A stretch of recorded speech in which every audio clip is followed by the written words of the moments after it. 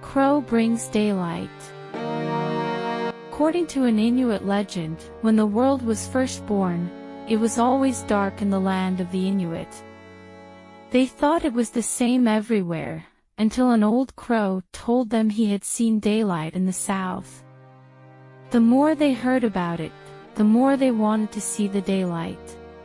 If we had daylight, we could hunt for longer, the people said. We can even see the polar bear before it attacks us. They begged the crow to bring them the daylight. At first, the crow was reluctant to agree to their request, because he said he was too old, and daylight was too far. But later, because of their continuous pleadings, he relented and promised to bring the daylight. Crow flew south, until at last he came to the daylight that burst upon him with all its glory. He rested in a tree by a river, as a beautiful girl came to dip her bucket in the water. Crow turned himself into a speck of dust and drifted onto the girl's fur cloak.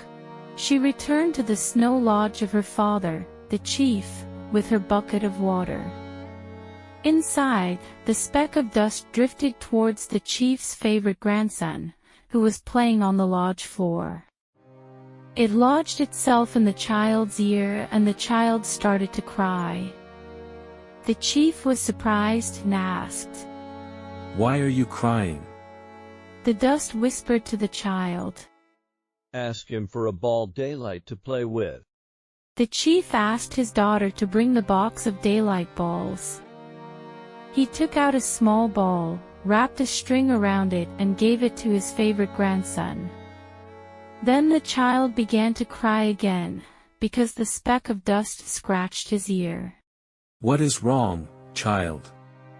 asked the chief. The dust whispered again, "Tell him you want to play outside."